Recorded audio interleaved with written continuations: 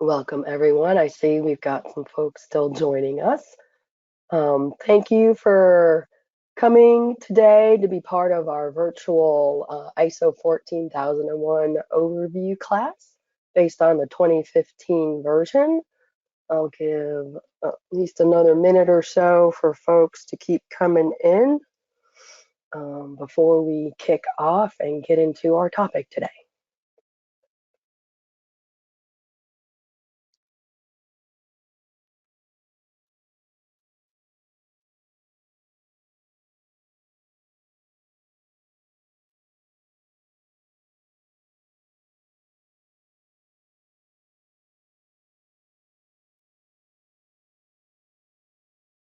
All right, well, it looks like our numbers have stabilized.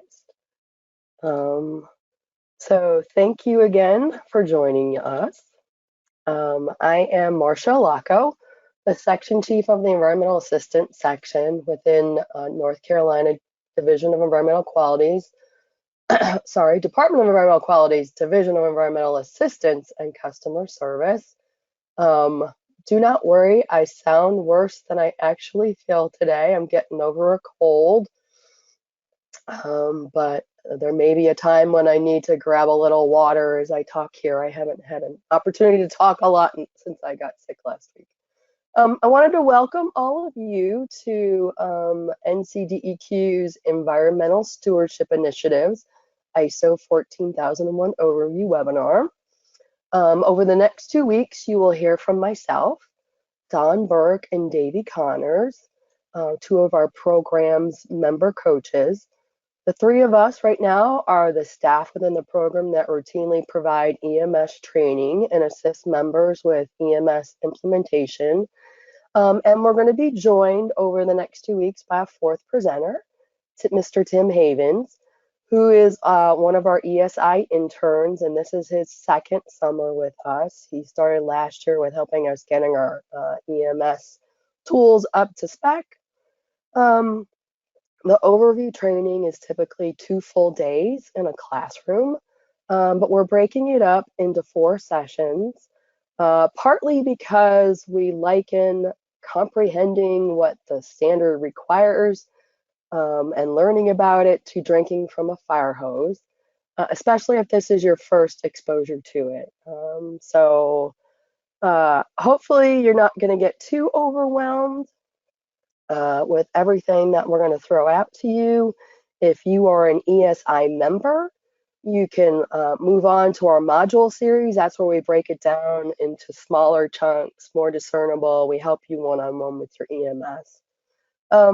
We did want to thank our partners that allow us to offer these educational events through webinars. And that's our Land of Sky Regional Council in the western part of the state and the Waste Reduction Partners, which is a partnership between DEQ and Land of Sky. It's a 21-year-old pollution prevention program. So if you're a North Carolina organization, it can provide you with free customized on-site technical assistance, including water and energy efficiency and waste reduction audits, as well as other services. Okay, so just a few housekeeping items before we dig into today's topic. If you're having audio issues, we first suggest to check the settings in the audio box. We found that we use Microsoft Teams, and that sort of hijacks your settings, and when you go to a different platform, they're not always the same. So check that audio box to ensure you're correctly identifying the audio features you want to use. If that does not work for you, you might want to switch to your audio to your telephone from your computer. To do that, in the audio portion of the toolbox, click the phone call instead of computer audio. When you do that, a phone number and a code will then be shown to you, as you see on your screen. And also the call info is also in the invite that you received from GoToWebinar, and it should have had Dee Hannick's name on it as admin that helps us with our GoToWebinar. We are recording today's session, And we'll send a link out to the recording and copies of the slides to all register attendees. So if you can't make a session or you would like to hear something again, you will have access. And it will also be posted to our ESI website, which is www.ncesi.org. Our website has prior recordings of the ISO trainings that we've given over the last couple of years. It also has recording of other educational offerings, such as auditing waste vendors, a session on benchmarking, oh, I'm sorry, a session on sessions from our environmental benchmarking series where members share their P2 projects and presentations from our annual program conference. At various points in the training, we will refer to some exercises that we would like to do with you guys or other documents. You should see those in the handout section of the toolbar.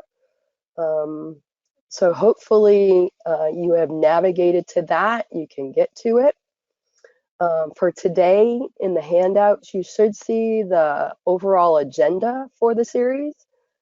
Today's slides, our design guidance tool that we offer for folks for EMS development, a document called Food for Thought, and David will go over that in the organizational context of today's program, and then an exercise worksheet for you to use when we go through the context exercise. All right, so due to the size of the audience, we have brought everyone in muted to prevent feedback and eliminate unintended background noise. Therefore, we ask that you type in your question using the questions function on the control panel, or feel free to raise your hand. We'll use the hand raising function to solicit your feedback during a few of our exercises we have planned. So we just want to test out that functionality real quick. It has failed us in the past. So if you'll click on the attendee menu, and next to your name should be a hand symbol. Clicking on it changes the color of those of your hand for those of us behind the scenes. And when you raise that, we'll verbally recognize you and you'll receive an unmute request. So if a couple of you would raise your hands, and if the rest of the staff will let me know that we're seeing it. We're seeing quite a few, Marcia. Okay, excellent. It is working perfectly today. Awesome. Thank you all. Okay, so as I mentioned, we're breaking the class down to 4 different events. So this is what we're going to cover today. We're going to provide you with an EMS and ISO 14001 2015 overview. We're going to review EMS context and interested parties, scope and leadership clauses, what you're required to do when you develop your EMS policy, review organizational roles, and then have a final Q&A. But please feel free at any time as we're going through these different subjects to type your questions in or raise your hand. We've got folks monitoring the questions box, so they will, when it's opportune, interrupt and get the speaker to answer your question. All right, so I just wanted to highlight real quick before we get into today's subject, both Waste Reduction Partners and ESI. So on the slide, you'll see the contact information. You can contact them either through the website or contacting Terry Albrecht directly to inquire about whether they can help you. And then we've got a couple different statistics. We've got their numbers from just last year. So you can see that they provide quite a bit of assistance in a single year. And then on the left are the numbers that they've done just in the last 5 years. So we have a lot of interest and usage in Waste Reduction Partners. They're funded by DEQ, but also through a bunch of different grants from USDA, EPA, and then our state energy office, as well as our division. Okay. Then I just want to give you a little bit about the Environmental Stewardship Initiative. So we are celebrating our 20th anniversary this year, which we're really excited about. We're going to be doing some special. We've been doing some special things this year, and we still have some more initiatives to roll out. We started in 2002 with around just under 30 facilities. And we increased that to 103 members at 203 facilities. So at a partner level, you can have more than one facility under a membership. Unfortunately, our numbers vary, and we're going to probably see a little decrease here as we finish up our annual reporting. We ask members to report annually, and we're just trying to get the last of those in. We have heard that some of our members are going to be closing, so our numbers will go down slightly. We began by only allowing entities that were permitted by the Division of Environmental Quality or predecessors, and we've relaxed that recently. So anyone can join our program, whether they are permitted or not, as long as they're setting environmental goals. And this allows entities that have improved their performance through P2 and other means to participate. So for example, if a facility has ceased their generation of hazardous waste and no longer needs a EPA generator ID, they can still be in our program. We have a wide variety of members. So we have small business, we have agribusiness, service providers, industrial manufacturing facilities, municipal and state operations, which we can include solid waste facilities, water and wastewater plants. We have the NC Ferry system in the program, the NC Zoo, and EPA's RTP complex. All right, so I mentioned real quick that we've got 3 different membership levels. So the entry level is our partners and then moves up through rising stewards to stewards. Our middle level was added in 2004. And it's only those 2 higher levels that are required to have an EMS. I was doing some statistics yesterday. About 30% of our members have either a third-party certified system or one that's been deemed functionally equivalent by our staff. And about, of those 30% of our members that have an EMS, 30% of those are partners. So folks that aren't required at all, but they still have an EMS. All right, this slide shows you some of the benefits. If you're not an ESI member already, some of the things that you might be interested in taking advantage of. Number one, our members identify our opportunities to network and share ideas as the number one value they get from the program. As you're learning today, we offer a wide variety of education on sustainability and P2 concepts. We offer EMS assistance through waste reduction partners and our state recycling office that's also in our division. We offer technical, and our coaches offer compliance assistance and working with our regulatory staff. And those coaches will tailor that assistance to what the member wants. We haven't been able to summarize our numbers for last year, but I think these are our 2020 member reports. So our members are focusing mostly on energy reduction as the number one goal. Water usage came in second, and then solid waste was third. But there are a whole number of other goals that our members have set for themselves. And every year we do an aggregated program report. So that's what the table is on the right. And not all of our members report on cost savings. That's not a requirement. So that's a very small subset of our members, but almost $8 million is pretty fantastic because we know that number is much larger. So if you're not an ESI member or you need to contact us for any reason, we've got our phone numbers and emails up there, but we also have a service account, which is esi@ncdiener.gov. All right, so we are gonna launch a few poll questions real quick before we get started. So our first one should be coming up in just a moment. So it's asking you if you have experience with the EMS standard and ISO 14001.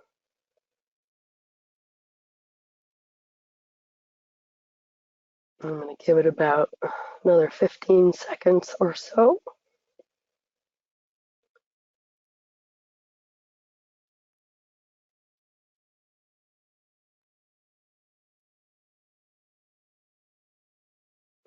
Okay.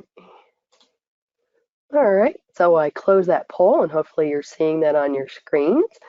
It's at about, we're about evenly split. 47% said yes, they have some experience with EMS, and 53% said no. Okay.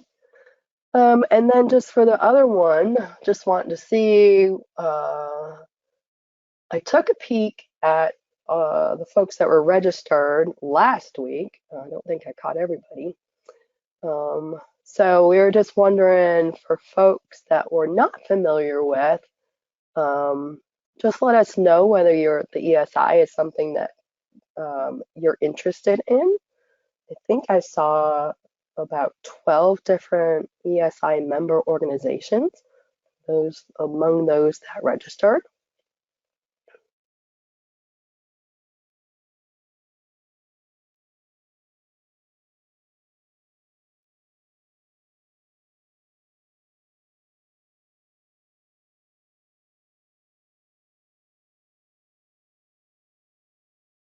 All right. Last few votes in.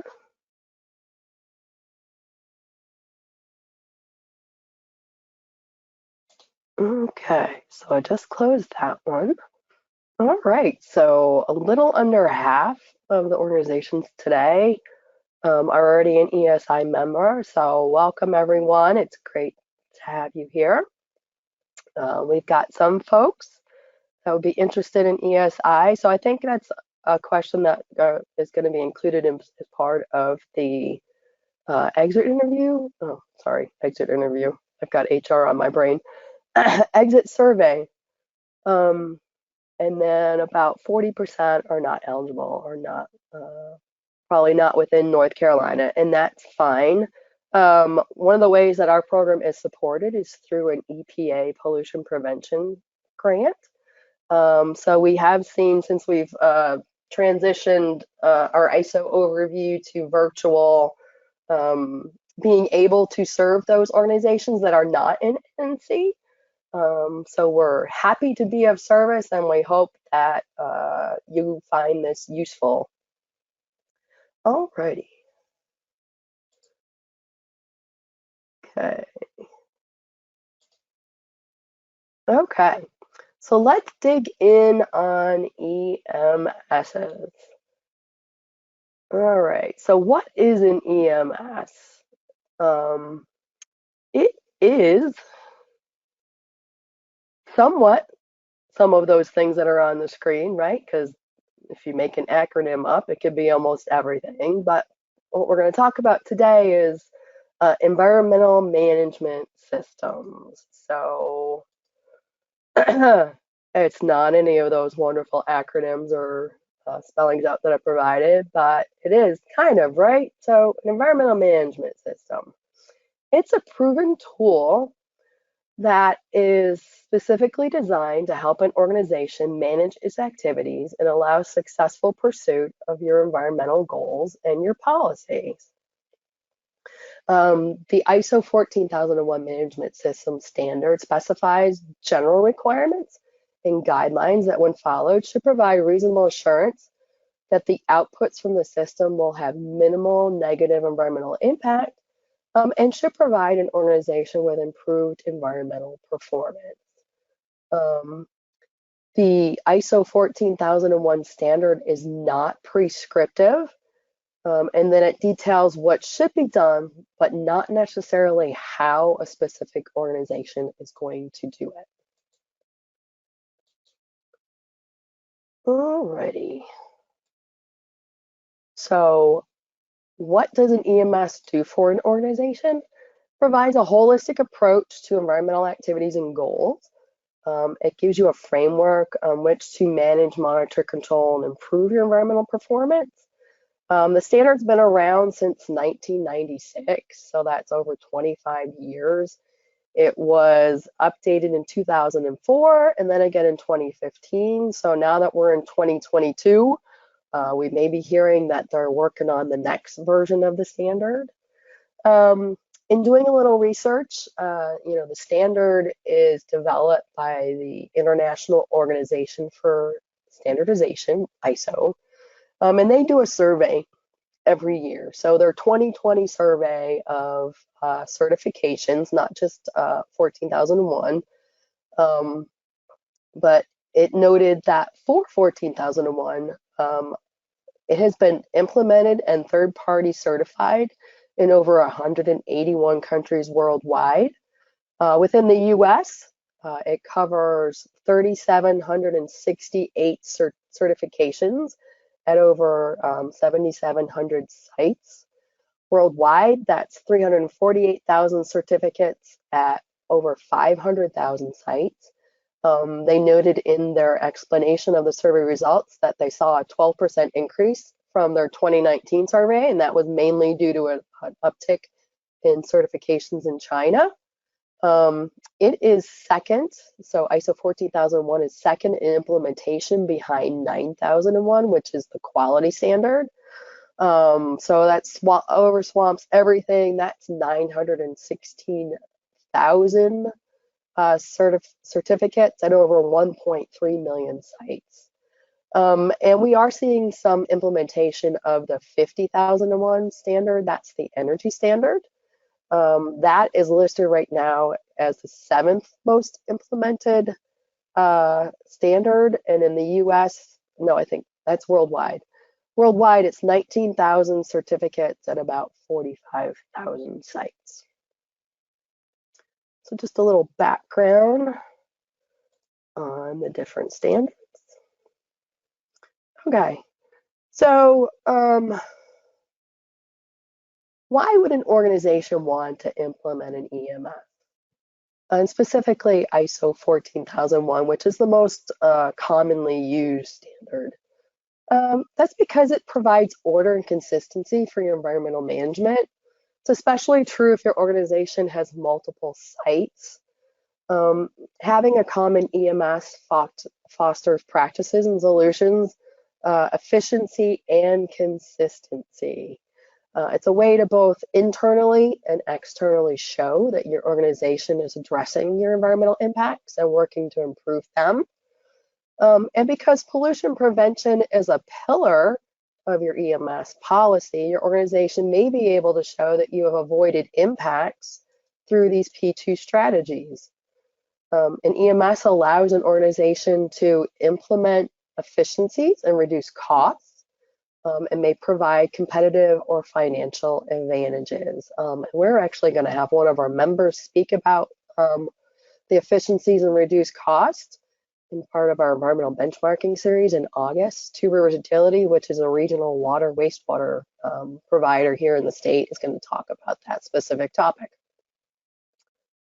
While we haven't put up on the screen all the advantages and benefits from an EMS, it will certainly help to identify the root cause of non-conformance or non-compliance within a facility, and through preventative action, hopefully prevent reoccurrence if implemented correctly. And the one pillar that's common among all the standards is the continual improvement cycle of plan, do, check, act, also known as the Deming cycle. So how do the 32 elements of the 2015 version of ISO 14001 standard fit into the plan, do, check, act cycle? So the planning section, which is 6.1 and 6.2, are in that plan phase. So that includes your general, identifying your aspects, identifying what your compliance obligations are, planning to address those, identifying your objectives and your goals, and then planning to achieve them. So that's plan. And then support, section 7, and operation 8 fall within the do section. So that's identifying the resources, making sure that you've got competency among folks that have been delegated to do something around your EMS, making sure that all of your employees are aware of your EMS, communicating both internally and externally, setting up your documented information systems, and then checking on your operations, so operational planning and control, which also includes emergency preparedness and response. So those are all included in the do section. Next, we have section 9, which is performance evaluation. So that's your monitoring and measurement, analysis and evaluation. You're going to evaluate where you are in regards to compliance. You're going to audit your system, and then your management's going to do a review of the system and help along with the staff that are responsible to identify ways that you can improve your system. So that's your check. Then the last part of the section is improvement. So that's where your nonconformity and your corrective action comes in, your preventive action, and your continual improvement. And then those two are supported by, that's your act, yep, by your context and also the leadership pieces of the standard. And those are the two areas that we're going to cover today. All right, so some folks I know are still working off the 2004 version of the standard. They don't have to be third-party certified. So just comparing the two versions, it went from 6 to 11 pages, 18 to 32 elements, and 12 mandatory records and documents to 15, and from 60 shall statements to 80. Anytime we're teaching about the ISO standard, we always want to highlight for folks two sections. So when you get an official copy of the standard, it's going to have an intro and then some definitions. So this is always great to get yourself acquainted. It'll provide the definition of a specific term, and then they'll give you those notes to entry. So those are like, hey, this is the definition, but think about this as you implement the standard. So let's say for top management, it spells out in note 2 to entry that if the scope of the management system covers only a part of an organization, then the top management for that part is who's referenced when you implement the EMS. And then the annex itself. So there's always an annex in the back of the standard. So Annex A is the one that gives guidance on the use of the standard. And it provides some really great clarifications of concepts. And as we go through the next 4 sections, we'll try and highlight these areas when they appear. But we just wanted to give you an example. So as we go through in the standard, you're going to see the word consider, which means it is necessary to think about a topic, but it can be excluded. Whereas the standard in other places says take into account, and that means it is necessary to think about the topic and it cannot be excluded. So in addition to clarifying these concepts, it also provides some guidance for each of the clauses. So if you're new to an organization and you're trying to go back and forth about what was implemented, it's always good to go back to the standard and see what it says the guidance is for that section, and then see what's been implemented. All right, so I am done with the intro. Do we have any questions, guys? There are no questions yet, Marcia. All right, so Davey, I think you're getting ready to take over. Excellent. Can you guys see my screen? Yes. All right.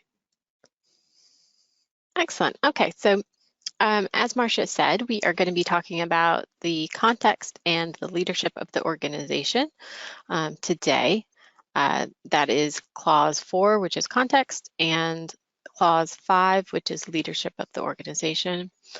In the 2015 version of the ISO 14001 standard, they take a more holistic and sustainability-minded look at the organization to ensure your EMS is functioning as it should. So before we dive into the standard, let's first look at what sustainability means. Okay, so what is sustainability? It's a balance between the environment, society, and the economy in order to meet the needs of the present without compromising the needs of future generations. Sometimes it's thought of as people, profit, and planet. So instead of environment, society, and economy, it's people, profit, planet. But the key is that you balance those needs while reserving resources for future generations so that they can meet their needs. So what are some of the key drivers in society for sustainability? Well, there's this idea of sustainable development, transparency and accountability, increasingly stringent legislation, and other factors that drive sustainability. There are pressures on the environment from pollution, inefficient use of resources, improper waste management, and degradation of ecosystems, loss of biodiversity. So the 2015 version of the standard incorporates a more sustainable mindset.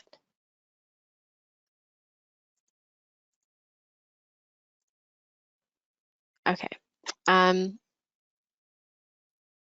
So I'm just going to show you this governance and accountability study that they did in 2021 real quick. They did research of the SOP 500 companies and found that 92% of them are publishing a sustainability report. That was in 2020.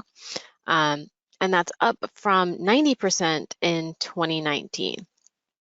So this increased from 20% of the companies back in 2011. So you can see that by this research that reporting about sustainability has been largely adapted as a best practice in these publicly traded companies. And we're going to come back to this idea of environmental, social, and governance reporting in a little bit.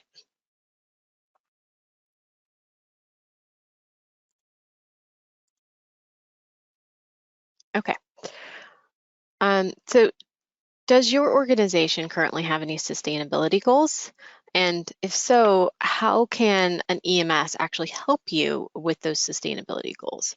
So it can help you by protecting the environment, obviously, preventing and mitigating any adverse environmental impacts that your organization might have. It mitigates potential adverse effects of the environmental conditions on your organization. So how does the environment affect your organization? We're going to be talking quite a bit about that today.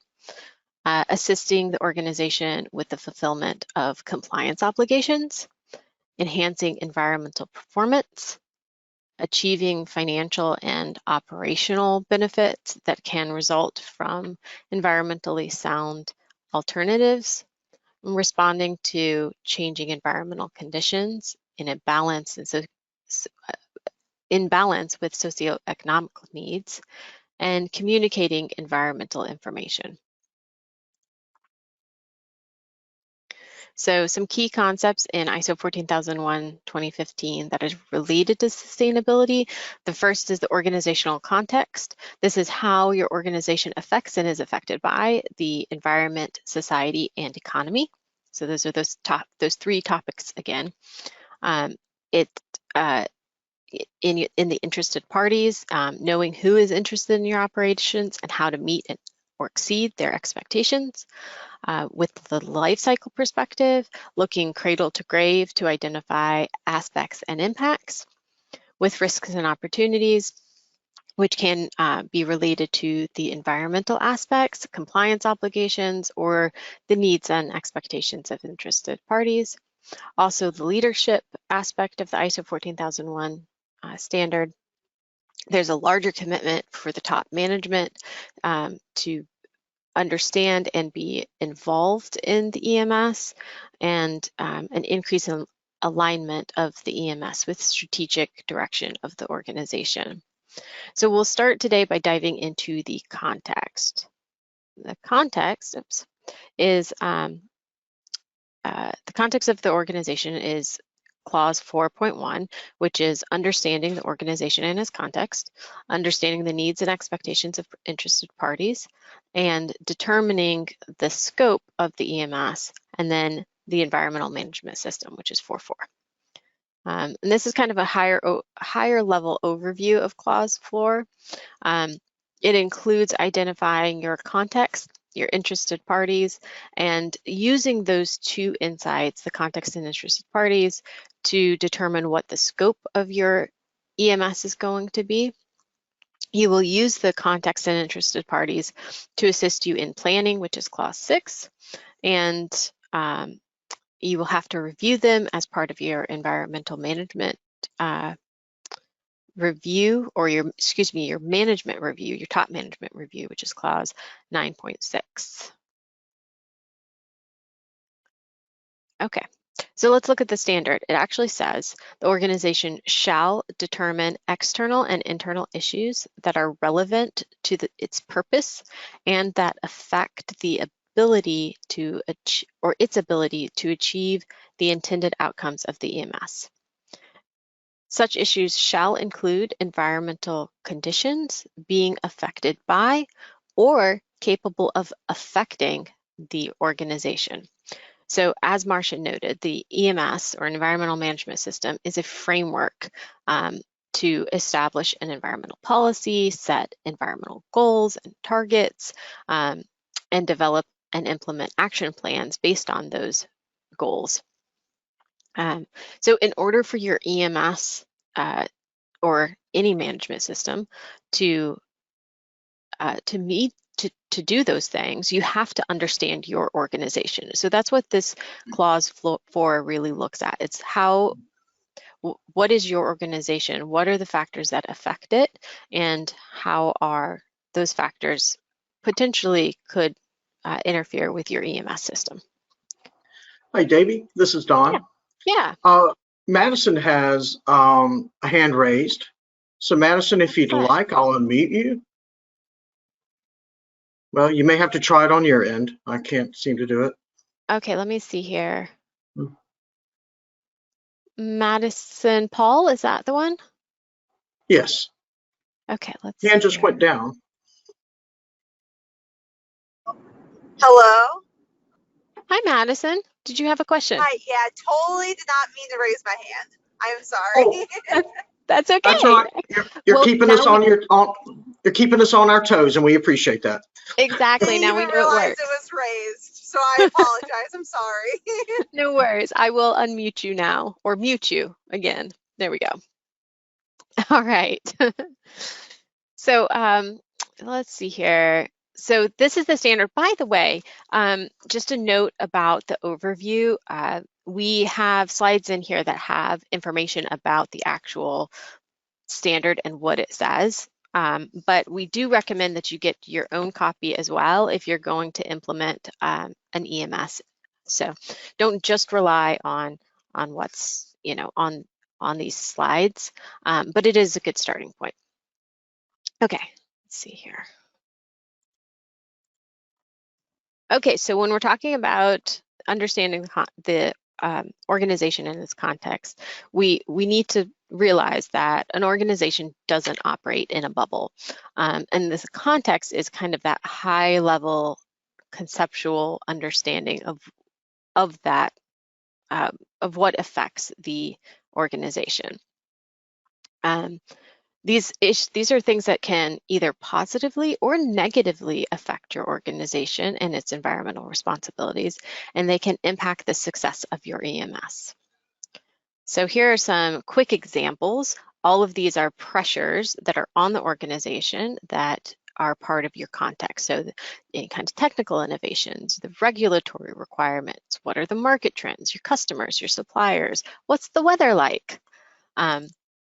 So let's get specific here. Let's talk about examples of external issues.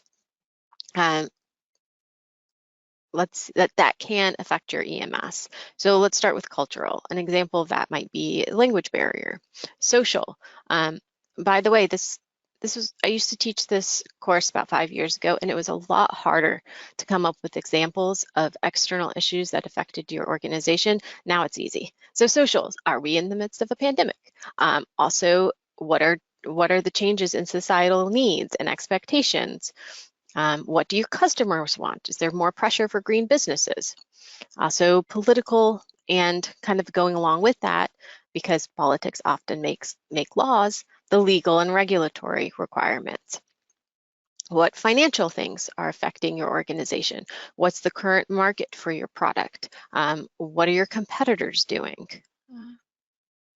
Economic external issues that are affecting the organization.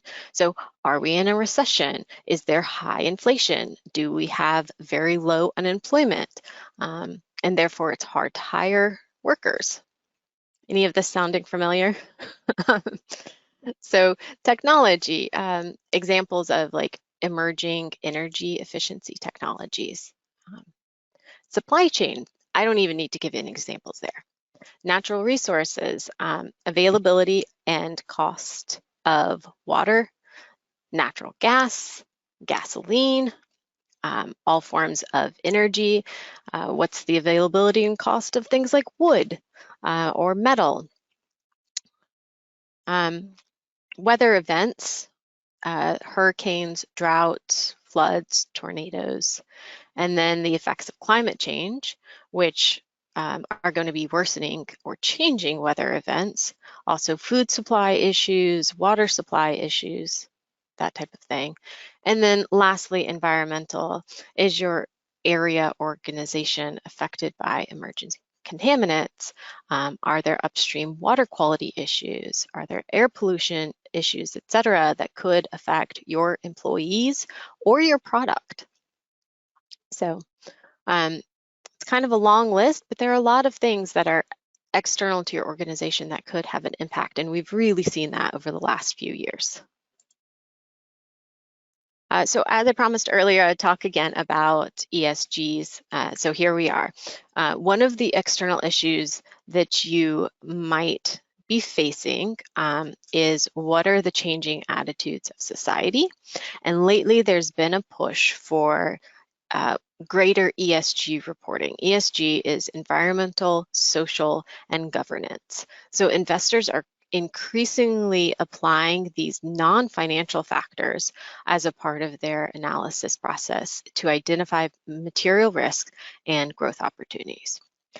For example, the Securities and Exchange Commission recently proposed a new policy that would make it mandatory for publicly traded companies to disclose GHGs, greenhouse gases. So when finalized, this new rule would require publicly traded companies to report on the risks that they face as an organization from extreme weather, including storms, droughts, that could damage their business. It also would require these businesses to report on their greenhouse gas emissions, specifically their direct greenhouse gas emissions, which is considered scope 1, if you're familiar with that. Their indirect emissions, which are purchased from electricity or other forms of energy, which is considered scope 2. And if the company had goals associated with GHGs from upstream or downstream activities in its supply chain, then it would have to report on those as well, which those are scope 3. Okay, if all of this Climate reporting sounds a bit overwhelming. Don't worry, we got you covered. Someone can take a brief moment to plug an event that we have coming up. We have a new series. It's an energy and GHG series. The first of which is going to be July 21st at 10 a.m. It will feature Dr. Perry from Duke University. He's going to be giving a background information on greenhouse gases. And it will also feature a case study from Sarah Fraser with New Belgium Brewing Company, showcasing their greenhouse gas reductions. So if you are interested in that, you can visit our website and go to the events page and then click on the energy management series, and there will be a link to the registration. Also, Dawn is going to be an angel and put it in the chat. And it is there, Davey. Excellent. So you can just click on that and save yourself a whole lot of clicks. So if you're interested, feel free to sign up for that. It is open to anyone. You don't have to be an ESI member. Okay, back to regularly scheduled programming. Let's talk about some internal issues that can affect your organization. There's a lot of external. We've seen that. Let's talk about some internal stuff. So you have your core business strategy and objectives, your organization's activities, what are the products and services that you provide? Those are all internal issues that can affect your organization and therefore affect your EMS. What are your internal resources like? This could be labor, it could be financial, but those things affect your organization. Your environmental management system, how mature is it? What's the culture around that? The maturity of existing technologies, and that's within your plant. And then the operational risks and liabilities that you need to consider. And then what's your organizational capabilities? What's your workforce like? Your institutional knowledge? What are the processes that you already have set up? Do you have systems set in place? Do you do training? And what are your corporate requirements? A lot of these environmental goals are set from the corporate level, and then you guys have to figure out how to implement them. Other internal factors that can affect your EMS include your shareholders and investors. What do they want? Your resiliency planning. So an example is that, where's your generator? Is it in the basement where maybe you could have flooding happen, and then your generator goes out, your power is out, your basement's flooded, so you can't even access that generator that was your backup plan. So maybe putting that somewhere else. Or let's say your generator is diesel, but you need to get the diesel in order to have that generator working, but there's a hurricane, and so you can't. Maybe it would be better to have to switch to a generator that is propane based, where you have that stored, or have a backup battery bank. And then also, I talked a little bit about maturing technologies, but just to give some examples, like forklifts, maybe moving from propane to battery or hydrogen. Those are all things that kind of internal things that could affect your organization.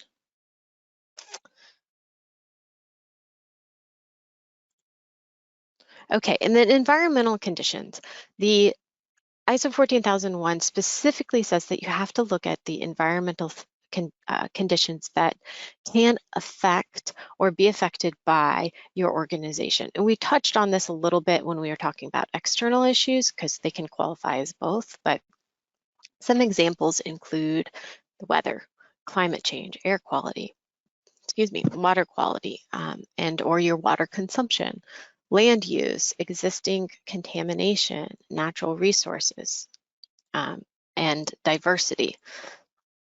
And then, can your organization's mission be affected by its environmental aspects, or can that play a role in the life cycle of the organization's products and services?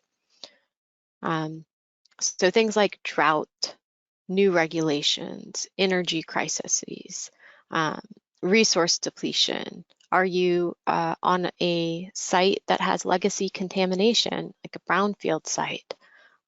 Improper handling of hazardous waste by your disposal companies. Those are all some external conditions that you need to think about when talking about your context. Okay, we have created this design guide, food for thought, for you guys, so that you can, it has some of the questions that I've been posing to you, just in a format where you could potentially answer them as an organization. So this is in the handout section of that little toolbar, wherever it is on your screen. It's off on the left to me, but I don't think it is. I think it moves around. So anyway, if you want to take a look at that, please do. And if you have any suggestions of ideas or questions to add to that, please let us know and we will happily add to that for future classes. Okay, so when talking about your context, you need to determine how are you going to identify those internal and external issues that are relevant to your EMS, who will be involved in that discussion, and how will the context be evaluated. So you need to make a decision about whether or not to document this. It's not required in the standard. However, if your auditor comes and asks you, okay, so what is your context, then you'll need to be able to reference it somehow. So it's probably a good idea to have some kind of documentation of it, but you don't have to. All right, the standard requires you to consider the organizational context when developing your scope of your EMS.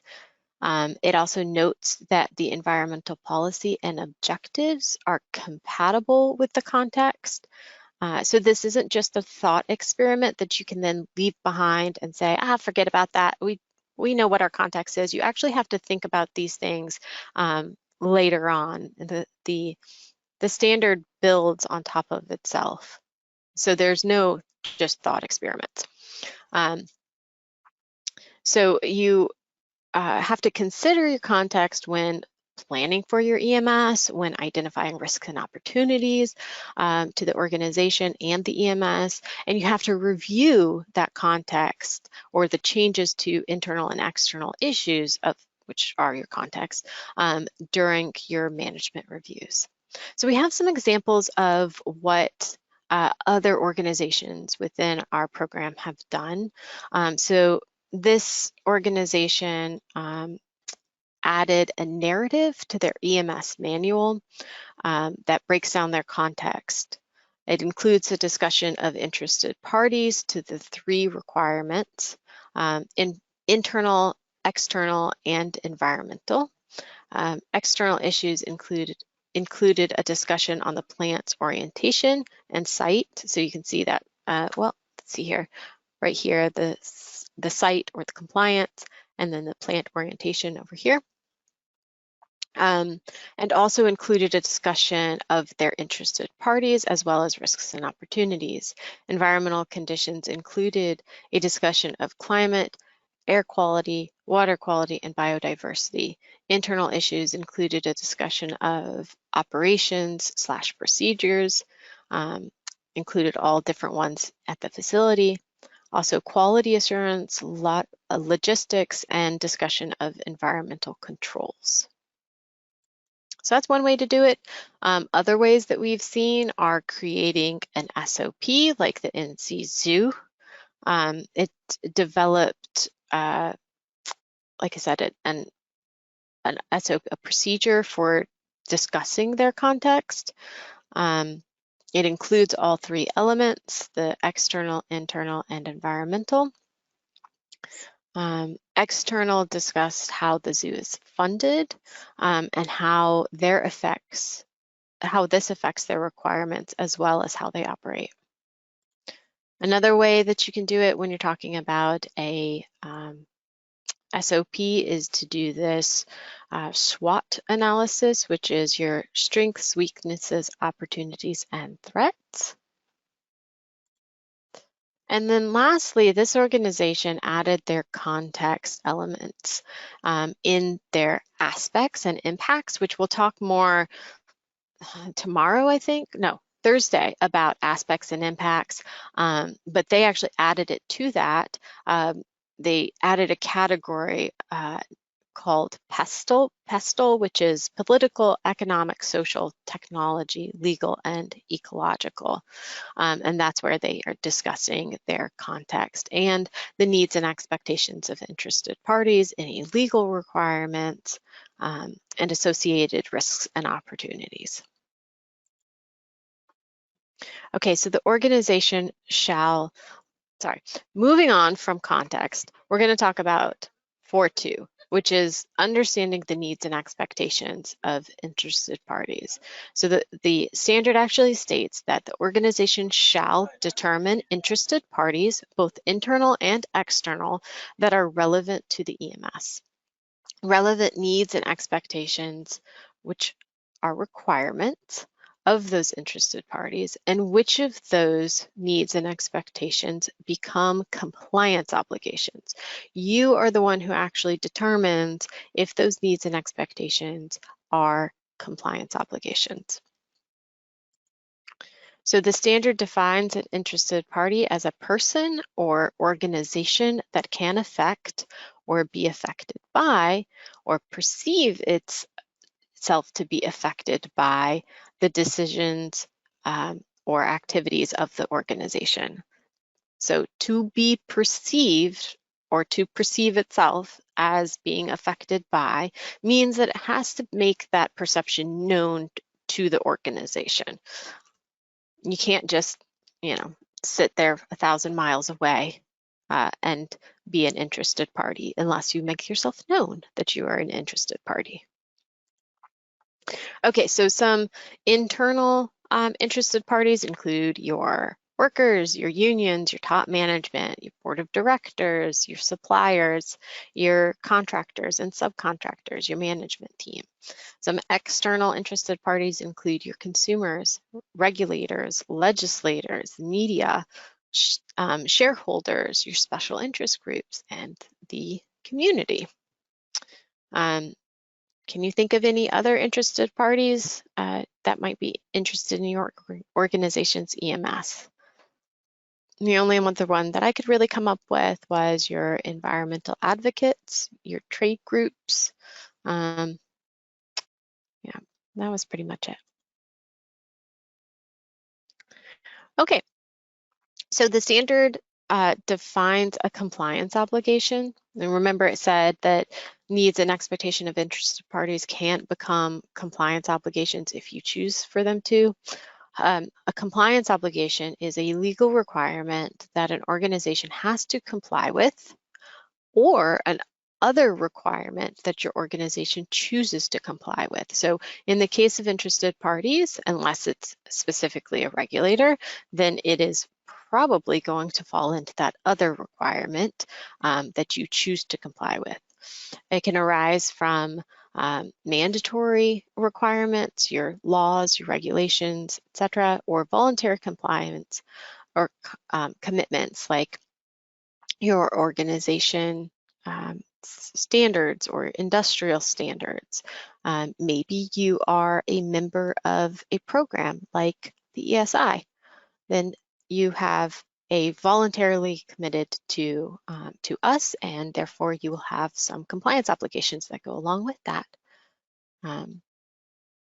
So we'll talk more about compliance obligations in section 6.1.3. So I won't get too detailed here.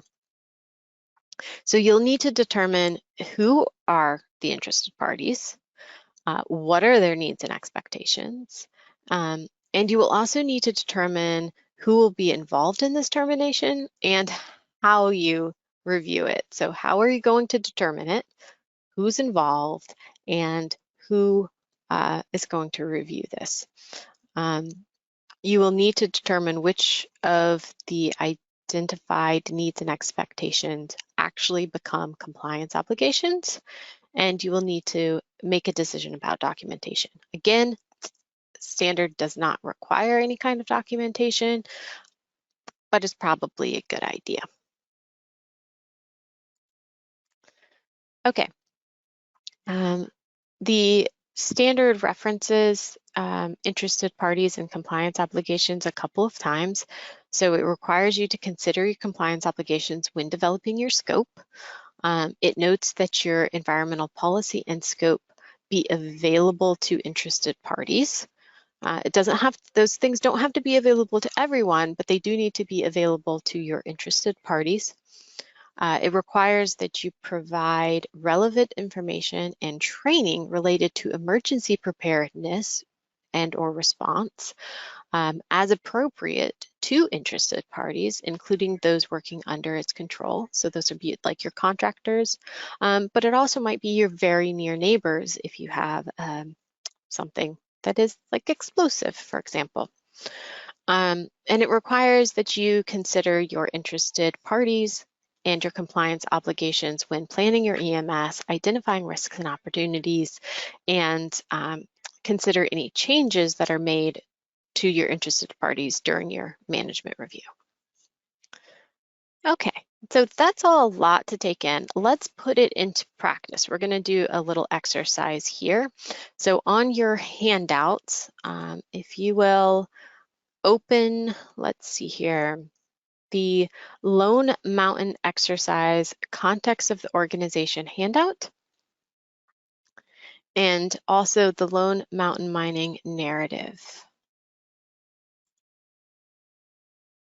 And I'm going to pull up this presentation. Where am I? Okay, so I'm going to give you an example, totally hypothetical example of a organization, and we are going to determine together what is the context of that organization, and then we're going to also look at the interested parties as well. So be thinking about, okay, what's the context and who are the interested parties as I go through this.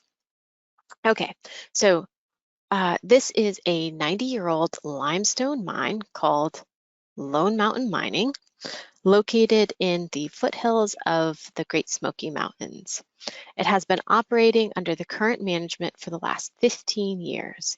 There are currently 40 employees, and the mine operates year-round, Monday through Friday, during the day. The size of the produced limestone is carried out the sizing is carried out during the evenings to obtain lower electricity uses. Equipment maintenance is conducted on the weekends as needed. The mine has coverage under an NPDES permit for both its treated wastewater and industrial stormwater. The facility carries an air permit exemption due to its production rate. The mine has two significant customers. The first is the agricultural business, as the limestone is used for soil treatment. This is less demanding customer base and is seasonal in nature. The second is that the limestone is sold to the glass industry. The limestone must meet demanding color specifications that require chemical additions, and this is a year-round customer to the mine. That's a little background. Let's look at this a little closer. This is the entrance road to the mine, showing the closeness of some of the mine's neighbors. You can see some houses in the background here. Those neighbors, that is a condominium neighborhood, and they are not inhabited year-round, generally speaking.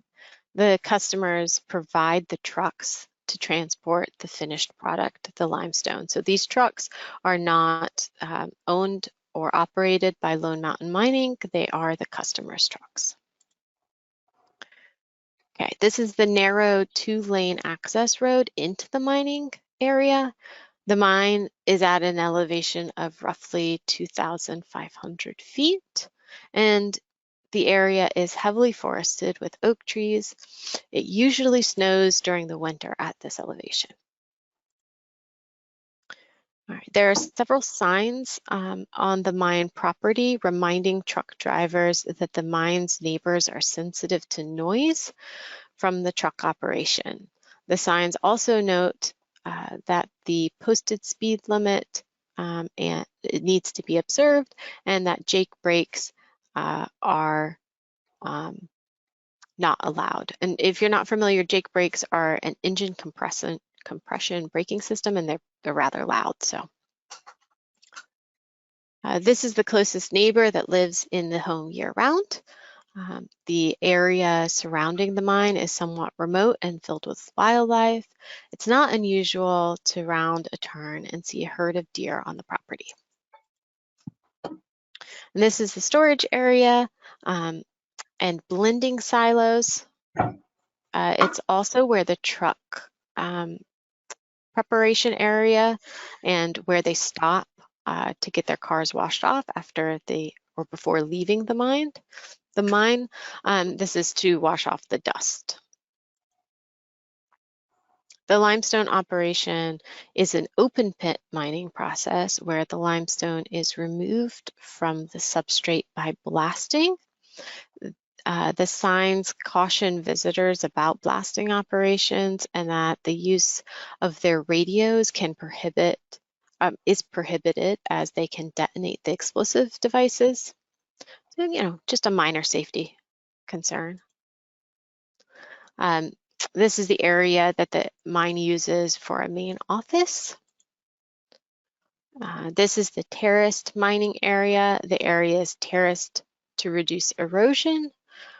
Core samples are taken to determine the limestone chemistry, and blending is used to achieve the desired chemistry for the mine's glass industry consumers.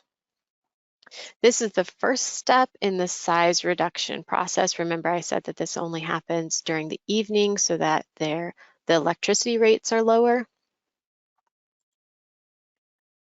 The limestone is transported from various operations via conveyor belt. Some of the areas are covered, but not all. This is an additional view of the sizing and crushing operation, including the storage areas for the blending of the final product. Materials that fall from the conveyor system are reclaimed and reintroduced into the process. Is there any environmental issue that you see in this photo? I'm sure you guys are all seeing it and thinking, that's a lot of dust. It's kind of dusty. These are the loadout bins containing the finished product that load the trucks provided by the consumers. Here's a truck actually being loaded. Again, this is a truck that is owned by the customer and not by the mine. Dust is often a problem generated through the mining, the sizing, the blending, and the distribution. This is a regulatory concern as well as a health and safety concern for the mine, its employees, its visitors, and its neighbors. And water is provided as dust control. If you've never seen any operation like this, often water is kind of sprayed into the air, which helps for the dust to fall.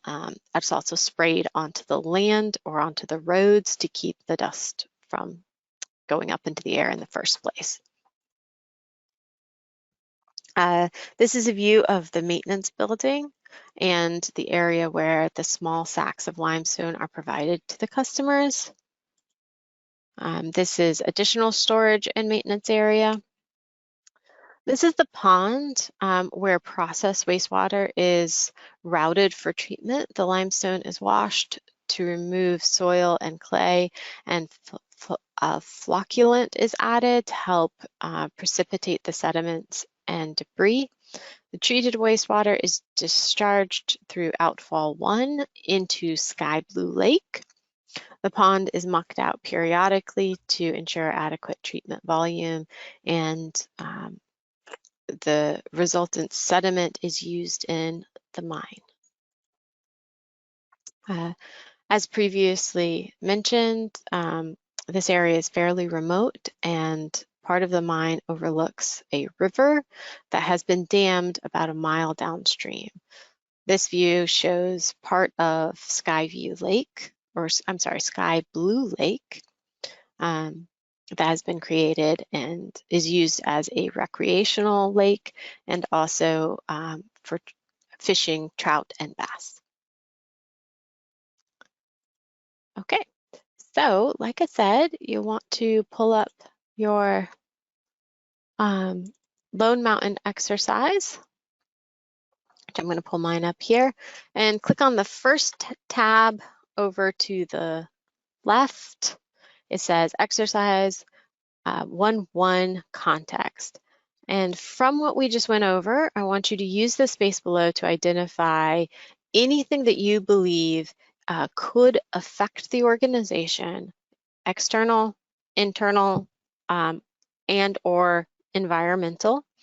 And then from that, leave the risk and opportunities column completely blank. We won't touch that until tomorrow, but I want you to fill out any kind of environmental, external, or internal factors.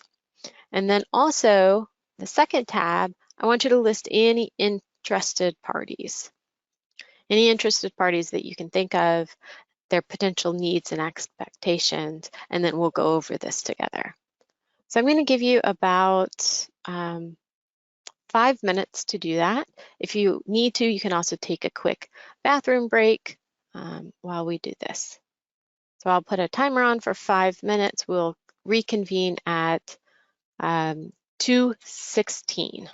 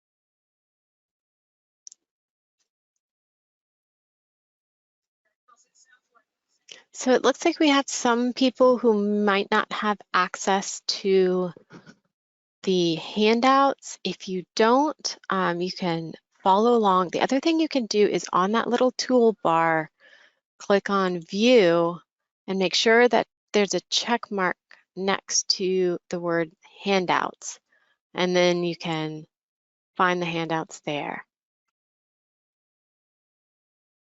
If you still don't have access, we can send those out, I think, via email after the webinar is over, so you have them later. But in the meantime, you can just use what's on my screen.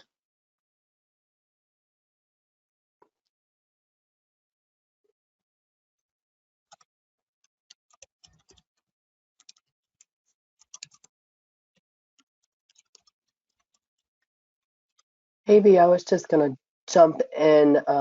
Maybe if we can have a show of hands of folks that are having difficulty with the handout sections, because it turns out some of the organizers can't get the handouts to appear either. So That's a great idea.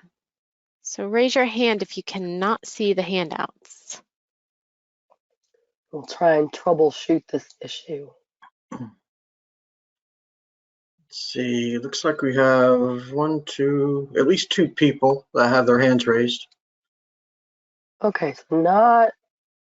Well, Okay. three now. We have three. So. All right, hold on 1 second. I am going to jot down names. I've got Solomon.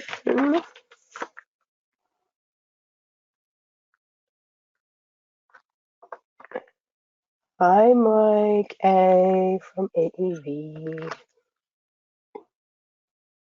I thought I'd seen a third one. Was it C. Dubose? I'm not sure though. I was just going up to the top and I don't see another Yeah. one. Oh, there it goes again. Yes. Oh, And then it disappeared Okay. again. So. We'll make sure that we send you guys the handouts via email. Not And sure why the handouts aren't coming through. lady sent in a question, Lady Hernandez. I can see it, but it is in read-only mode. Oh, Huh. interesting. All right. Well, we will explore that one. We have not done a webinar in quite a long time that included handouts, so either it's with the platform or it's something that we've forgotten to do. Okay. Oh, Sherry, Steffi, I saw your hand up now too. Anyone else who's not getting to the handouts? And Jamie Hill put in a note. I think you can just click enable editing. That worked for me. Oh, For the read only, you can click enable editing. And Angela oh, you Turner. mean when you open the Excel file? Yeah, read only. Yep. And Angela Turner is offering, if you save the document, you can edit it. Okay. Thank you to those that offered assistance. It's much appreciated. Okay. So I'm going to put everybody's hand down. Thank you all. We'll get you those handouts via email for those missing it. Okay, excellent. So it is 2:16. So we'll go ahead and do the actual exercise. So the way we'll do it is I'm going to ask if anyone has an environmental, external, or internal factor that they want to list. Let me know what it is and I will jot it down. You can raise your hand and then Don will send you an unmute request and then you can freely talk. Okay. And if no one volunteers, I'll just start unmuting people. Just click unmute and you'll have to talk. I'm kidding. Lady Hernandez mentioned chemical pollution. Oh, excellent. Now, is that chemical pollution that the organization is producing, or is that chemical pollution like legacy pollution that they are having to deal with? Because either one could be. And Michael Malloy has a hand raised. And Michael, you may have to unmute yourself as well. Hey, good morning or good afternoon. So noise pollution would be of concern. Excellent. And again, is that something that the organization is producing, or is that something that is affecting the organization? That would be the organization producing that. Okay, excellent. 5. And when you're ready, Davey, I have 2 other that have been submitted, or 3 actually. All right, from Angela Turner, runoff from the mining process. This is possible erosion control.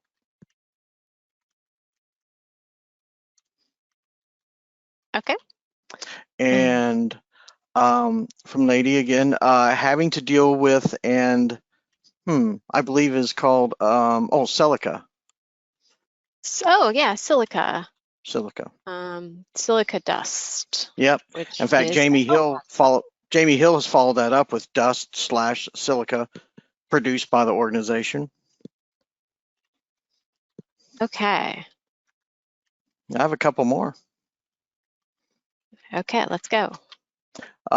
Freddie Ortiz has submitted 2: stormwater discharge and natural resource use.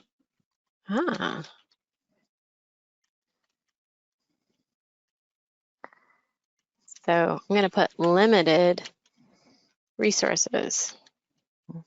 Limited, let's go with limited. Yeah, we'll go with limited resources. Okay, any others? That's it right now. Okay, so these are all really good things. Most of them are about ways in which the organization has an effect. And when you're thinking about the context, I want you to also think about what can affect the organization, or how the organization can be affected by external issues, environmental issues, internal issues. And Davey, I got a few more. Okay, excellent. Sarah Davis states light pollution since working only at night. Okay. Madison Paul, pollution from trucks transporting the material.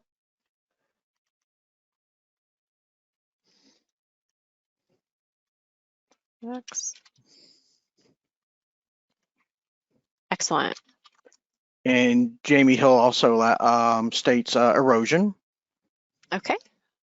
Wow, they're pouring in. Freddie Ortiz again, state, local, and federal compliance regulations. Excellent. Yes, indeed. And Daniel Berman, this affects the organization, the complaints, the violations. Excellent. Complaints. And also have a hand raised from Gary Graybill. I'm going to unmute you on my end. You may have to do it on yours as well. There you go. You should be open. Yes, the weather with the location of the facility, and we already had stormwater on there, but wind where I live is a big driver, especially with the dust. So excellent. Great. Yeah. And one more in the questions box from Freddie Ortiz, company work instructions and procedures. Excellent.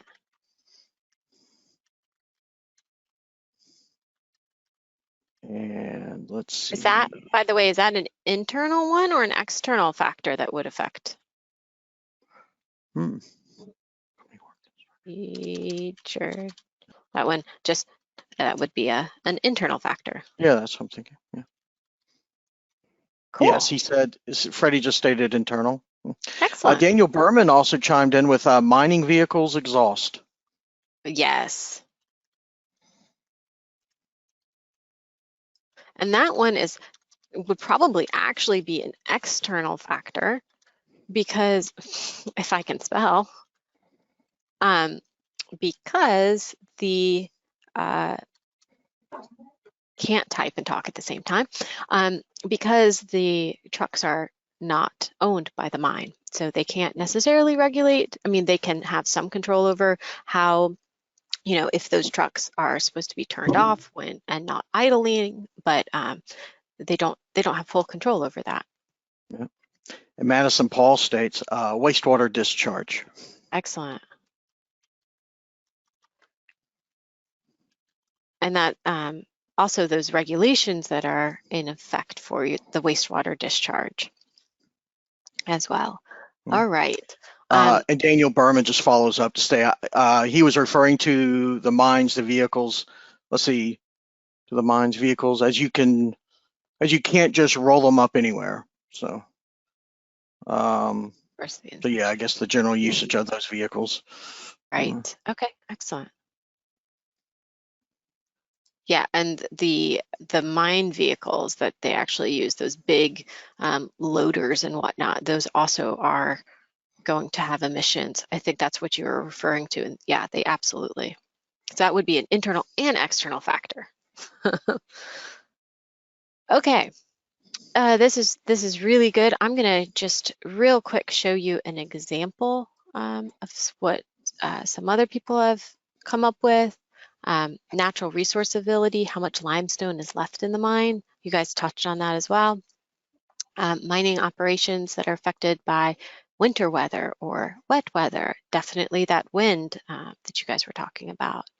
Environmental conditions such as dust generated. Yep, you guys got the erosion and stormwater and the noise, and operations on site that are fueled by natural gas and diesel prices. This is obviously old. Prices have been dropping. Not anymore. Prices have been going up. So that's a factor.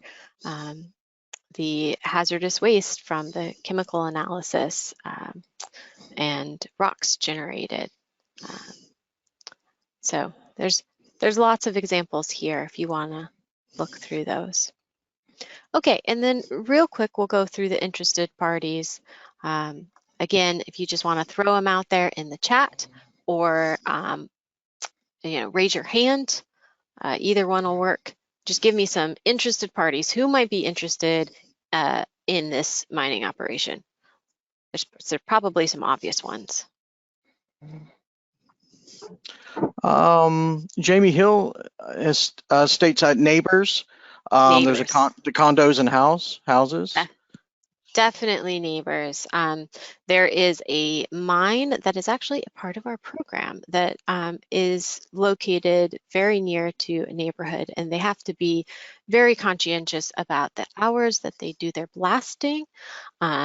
So needs and expectations would be hours of blasting, obviously keeping down the dust, truck traffic. Okay. Some other things that might. I'm sorry. Yep, go ahead. Madison Paul states farmers buying the limestone. Oh, excellent. Farmers.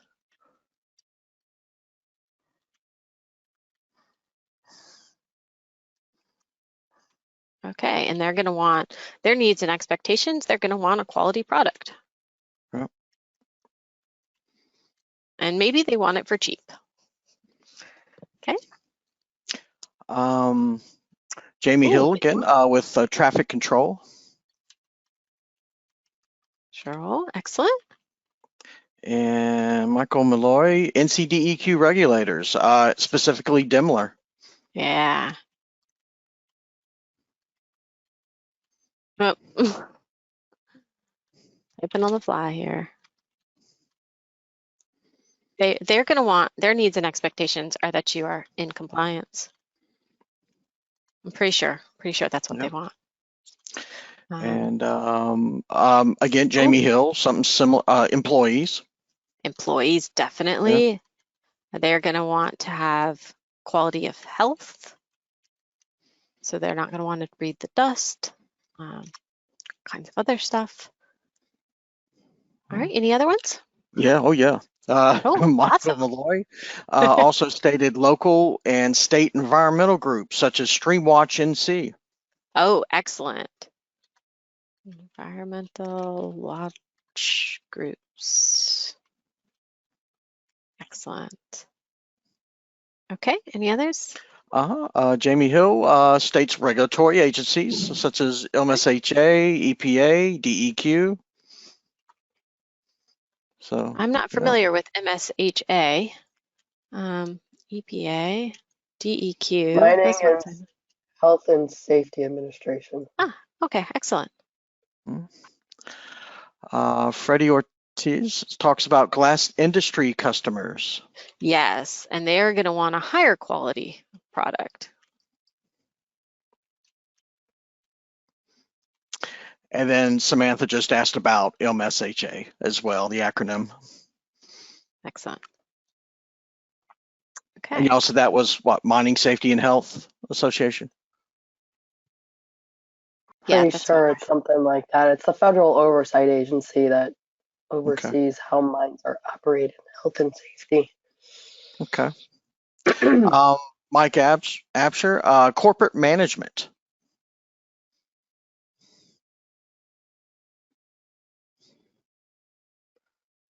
Yeah. And Madison Paul also chimed in on legislature, such as local, state, federal levels. Okay.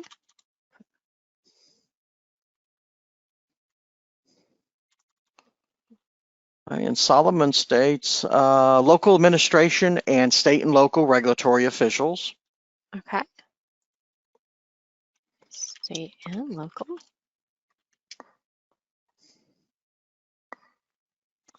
Oh, I see somebody saying something about wildlife agencies. Yep, that's a good Bianca one. With the question mark, and definitely, yep.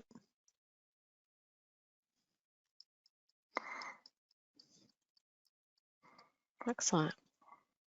Samantha talks about emergency responders for blasting operations. Yes, that's a really good point. Let's see. Responders. Blasting. Okay. You guys are killing it. Oh yeah, we have more. OSHA for mines. That's from Jamie. Occupation.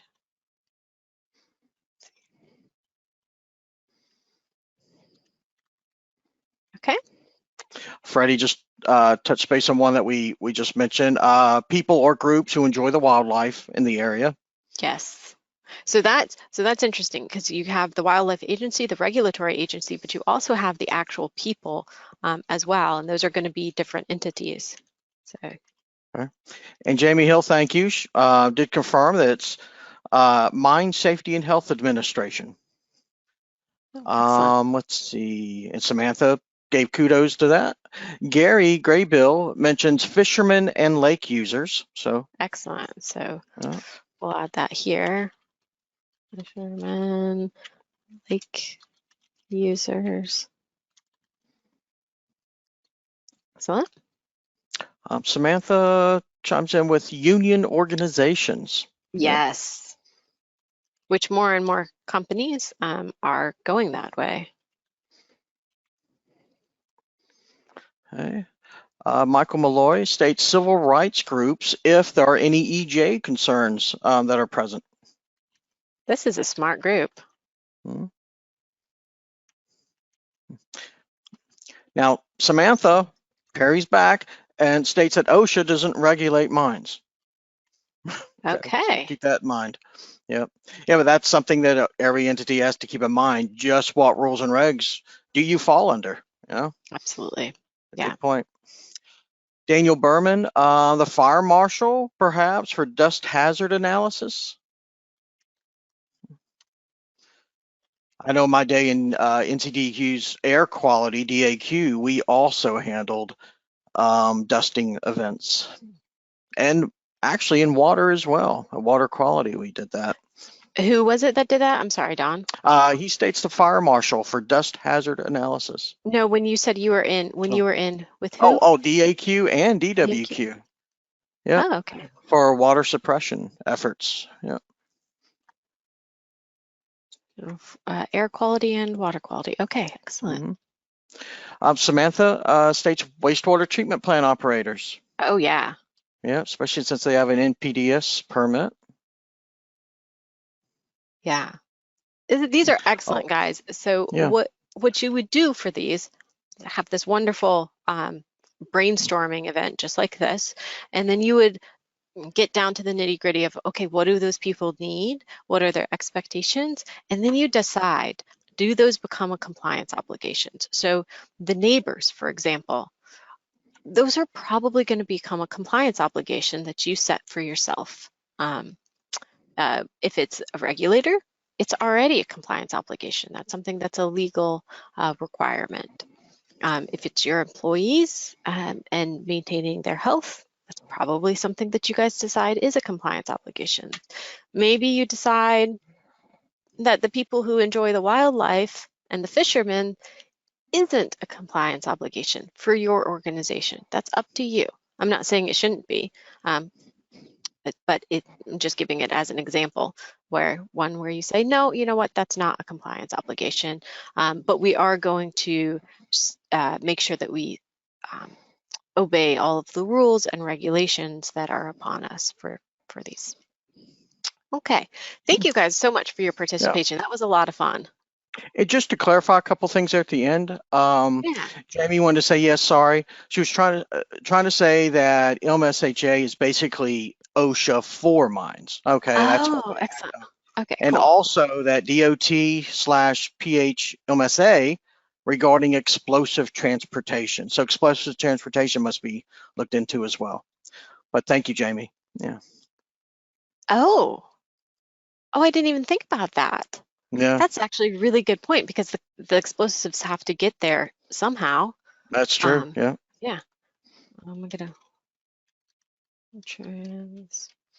Thank you, everybody, for your participation. It's awesome.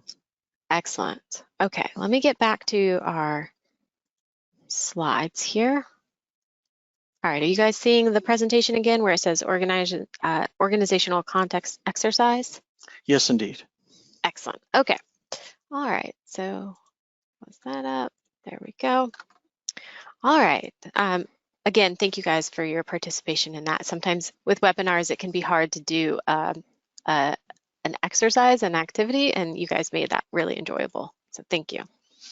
Okay, so moving on, we've learned about context and interested parties. Now we're going to take that information and we're going to help define what the organization's scope is. So 4.3 in clause 4.3 in the standard says that the organization shall determine the boundaries and applicability of the EMS to establish its scope. The organization shall consider the following when determining the scope: the external and internal issues as defined in 4.1, that's your context, the compliance obligations as defined in 4.2, those are the needs and expectations of the interested parties that you guys have decided are going to be compliance obligations. Its organizational units, functions, and physical boundaries, the organization's activities, products, and services, and the authority and ability to exercise control and influence. So the scope of your EMS is intended to clarify the physical and organizational boundary in which your environmental management system applies. So consider the extent of control or influence that you can exert over those activities, products, and services using a life cycle perspective.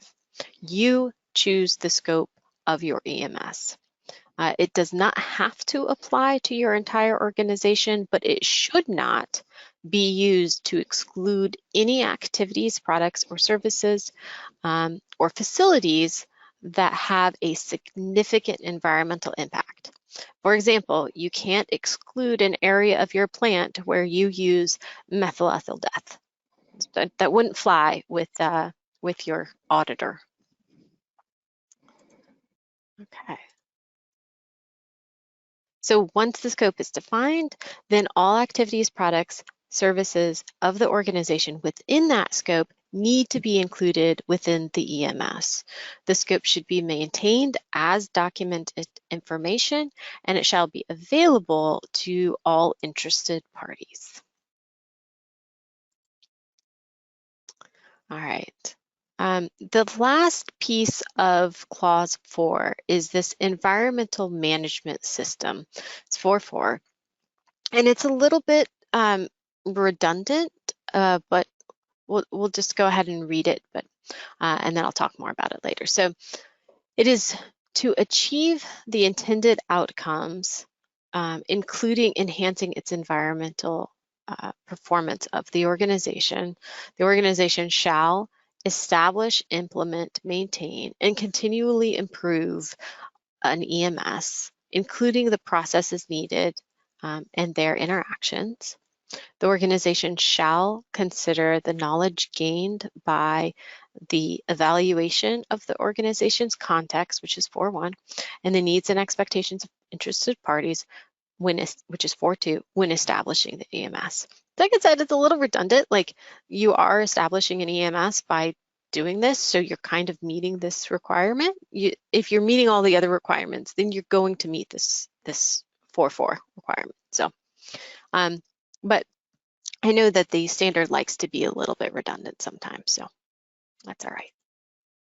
Okay, moving on to clause 5, which is leadership. It's got leadership and commitment, environmental policy, and 5.3, which is organizational roles, responsibilities, and authorities.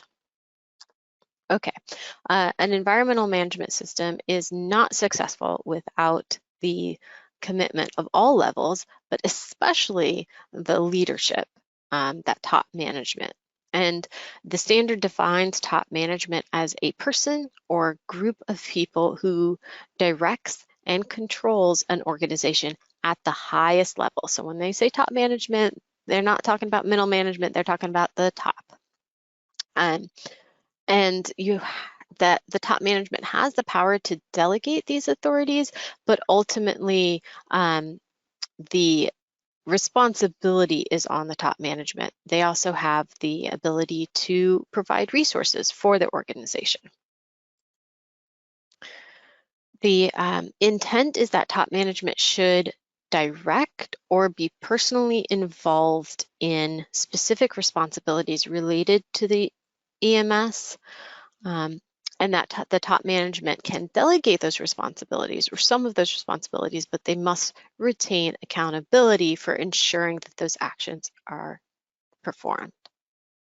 So let's look at what the actual standard says. It says top management shall demonstrate leadership and commitment with respect to the EMS by taking accountability for the effectiveness of the EMS, ensuring the environmental policy and objectives are established and compatible with the strategic direction and context of the organization, ensuring the integration of the EMS requirements into the organization's business processes, ensuring that the resources needed for the EMS are available,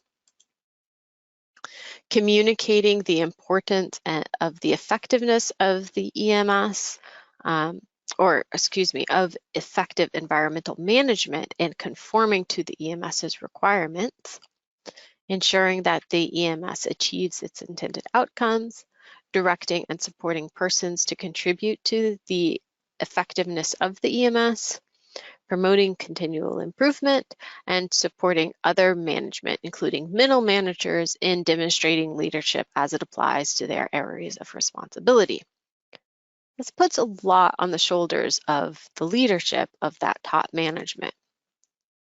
So let's look at some ways that potentially you could show leadership or commitment. They can do it by aligning the environmental management system with the organization's business objectives. It's actually something that's required in the new standard. Ensuring the necessary resources are available, encouraging employees and other relevant interested parties to become actively involved in improving environmental performance.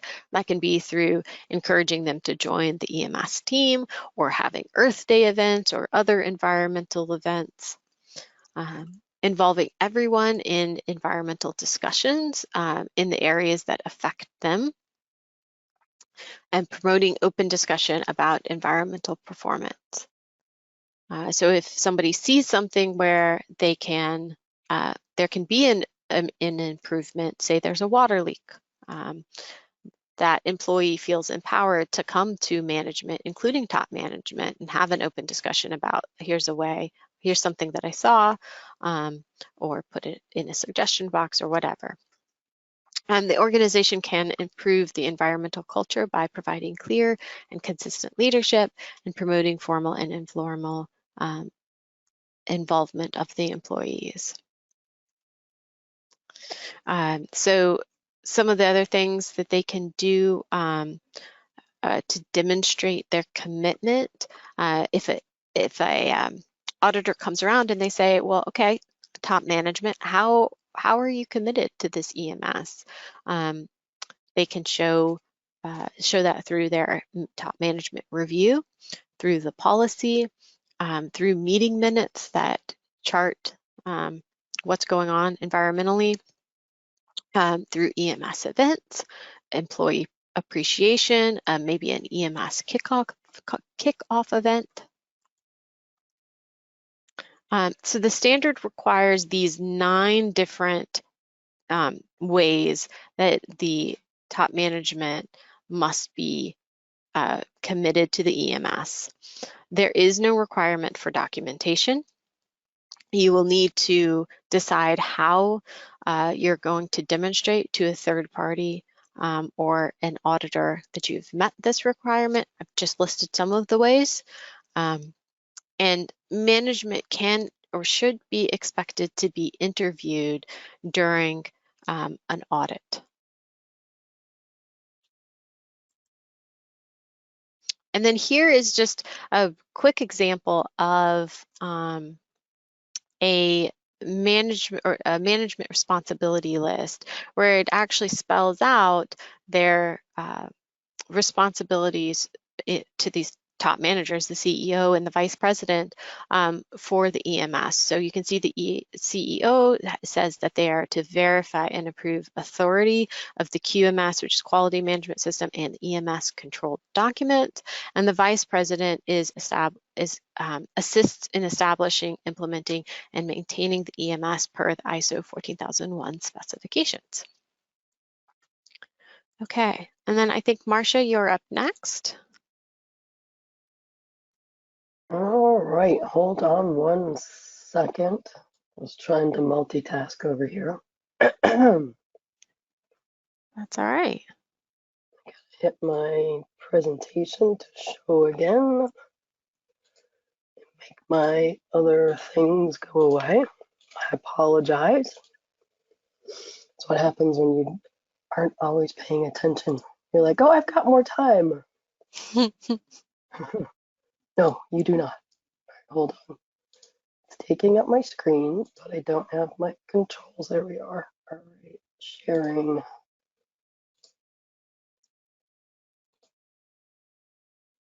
Show my screen. All right, you guys should be seeing the policy up there. Yes, no? Yes. All right, perfect. Turn my camera back on. Okay, so as Davey said, she went over what's going to be in your scope. So based on that and your context and interested parties, you're going to set about developing your environmental policy. So the standard says that top management shall, so this is a requirement, you shall establish, implement, and maintain an environmental policy within the scope as defined in 4.3. So your policy needs to be appropriate to the purpose and the context of the organization. It will provide a framework for setting your environmental objectives, or what we call your goals. It must include a commitment to the protection of the environment, including prevention of pollution, and any other specific commitments relative to your organization. And so that's a change in the 2004 standard. It just said you had to include prevention of pollution. But as Davey noted earlier, bigger sustainability focus with the 2015 standard. So you've got that protection of the environment, and it has to include the pollution prevention. You have to make a commitment to fulfill your compliance obligations, and those are your legal and any other that you commit to. And finally, you must commit to continual improvement, that plan, do, check, act cycle. And by implementing the EMS, it really provides those pieces for you to do that continual improvement. The standard also says that your environmental policy shall be maintained as documented information. So I'm not sure if it's day 3 or day 4 when we're going to cover what has to be included in your documented information piece of your EMS, but it will be something that you need to maintain. You have to communicate it within your organization, and then it must also be made available to those folks that you consider interested parties. All right, so Angela Barger, who just left us, put this great quote on here, and I really like it. There's a difference between interest and commitment. When you're interested in doing something, you do it only when it's convenient. Whereas when you're committed to something, you accept no excuses, only results. So your policy must include the 3 commitments, as I just mentioned: protection of environment, including net pollution prevention, fulfilling your compliance obligations, and continual improvement. You must communicate it within your organization, and it must be available to interested parties. And a lot of times we see it available to interested parties. Folks will post it in their lobby. They may make it available upon request when you when someone asks for it. Other folks will put it up on their website. So there's a bunch of different ways where you can make it available to interested parties. And then how you communicate it internally is up to you. Our ESI members, we see a lot of different communication avenues, whether that's internally, you have some digital, notice boards where you change up your messages. It can be on there. It could be in newsletters. It could be in regular meetings that management has with your folks, or it could be done through walks. A lot of our industrial members have gimbal walks or other ways which they try and do that continual improvement, every day or every week or something. So there's lots of ways for you to communicate it with your organization. And it looks like, Tim, you're ready to go with the next part because policy was really short.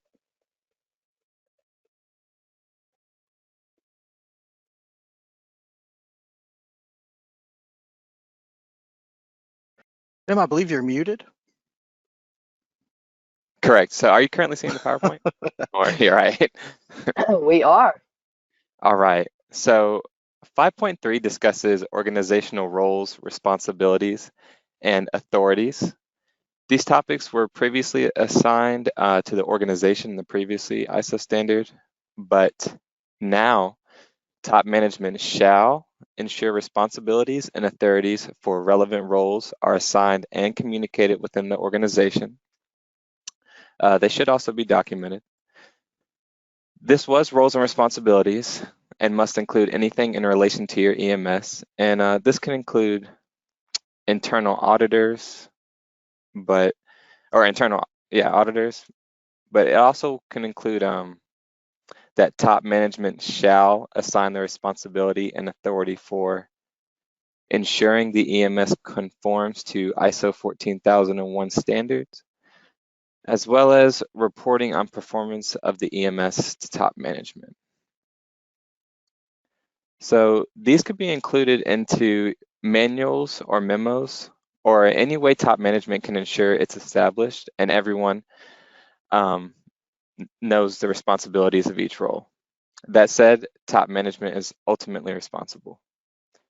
It's a good place to put the 9 responsibilities laid out for top management requirements, which can also go into this element. So that basically wraps up everything else for today. But we would like to see if there's any more questions. So you can feel free to put those in the question chat box or in the question box, or feel free to raise your hand and we'll unmute you and you can ask your question. Not seeing anything at the moment. But again, y'all been a fantastic audience. We appreciate your participation. Before you guys go, just some notes about Thursday. I keep wanting to have this class tomorrow again. I just can't wait to see you guys again. You can use the same link to get in here. And Dawn has a question. So you can use the same link to get in here, but you also should be sent an email right before it starts, or I think it's an hour before it starts, and one tomorrow as well. So Dawn, you have a question for us? Yeah, we have one in the chat and a question box and one person with their hand raised. Let's go with Michael Malloy. He has his hand raised. Michael, you may have to unmute yourself as well. All right, thank you. Just a quick question regarding top management buy-in. So is there, it looks like top management can delegate pretty much all of it except for the reporting mechanism back to them, I'm assuming annually, or that reporting requirement is on some sort of standard period. Yes, that's right. And you actually, we'll go over that when we talk about the management review, because that's when they have to report and have that report out. But it's not, they don't specify how often it has to be. The standard doesn't specify how often it has to be. You have to determine how frequently that management review is going to take place. So you could say it's going to happen annually. You could say it's going to happen with each one little section each month. You could say it's going to happen every 3 years, although I think an auditor would really question you on that. Thank you. You're welcome. And management review will be on day 4th. That's June 30th. We also have something in the question box Hey, from John, I was Solomon. just going to add Go one ahead. thing about management review. So, Michael, you're right. They can delegate responsibilities, but the standard is very clear. Top management is ultimately responsible. So if something doesn't get done, that's going to come back to top management. And as Davey went over in that piece, the new standard pulls in those middle managers. So it's trying to make sure that an organization, when they implement their EMS, is not putting all the responsibilities on one person. If you've been in this game long enough, you'll remember 2004 called an environmental management rep. Some folks still use that term. They got a lot of duties when they were the EMR, but the new standard is trying to get that load of responsibilities distributed out, making sure that the system is really going to work for the organization, and that when, if it's one EHS person leaves, that the organization doesn't fall flat on their face and their EMS doesn't fail because they've distributed those responsibilities out. Okay, so it sounds like top management can delegate at their own risk, so to speak, and that authority or the sections covered. Yeah, hold on, if I could think clearly today, the parts of the standard shouldn't fall on one person. That should be as diffuse as possible for an organization. Yep, and having done a functional equivalent at EPA's RTP campus, I can say that there's 12 divisions that are covered at that campus, and I think the biggest 3 sort of take ownership and have staff that help make sure things are working correctly. But I think, Davey, I don't remember if you were with us when we did the I wasn't. last functional equivalent, but I think there were 8 or 9 different folks that were considered top management at the RTP campus that met with us, and we had discussions and asked them about those 9 things and asked them to show us how they were meeting that requirement for top management. So it can work if you've got a lot of folks that are top management. It can also work if you have a lot of people working on it.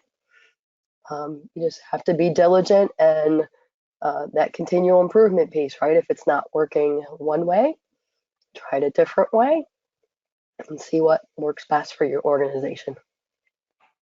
10-4, thank you much. Right.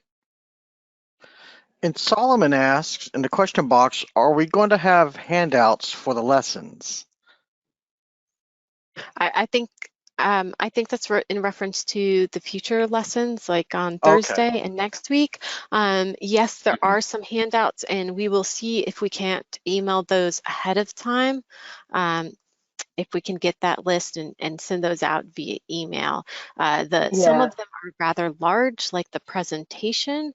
Even as a PDF, it's pretty large, so I'm not sure if our email will allow us to send that out, but we'll try and at least get out. What else do we have? And Solomon was one of the folks that was having issues with the handouts today. So we'll try and make sure that we've got everything turned on, and our waste reduction partner contact, Terry, we'll ask him if he has any tips or tricks or why a couple different folks couldn't get to the handouts. But if not, we will make sure that you get them. Okay, that's all the questions and comments I see at this time. Likewise. Alrighty, so we actually ended up ending early. We hope to actually do that every day. I think day 3 is going to be our longest. We have, if I remember right, almost 70 slides to cover. But one thing we did want to point out as you leave us today, and David, you probably said this because I got distracted, those shalls, even if you don't have an official version of the standard, those shalls that are in red and the document and information pieces that are in purple should give you a good indication of what's required by the standard and also what's required for documented information. Those 80 shells and I think 15 different spots where you have to have some sort of documentation or a record. All right, still no questions? Nope, not at this time. But All again, right. thank you, everyone. Y'all been fantastic. Yep. Yep. Thanks for the Thank you, participation. and That was we'll see awesome. y'all on Thursday. All right.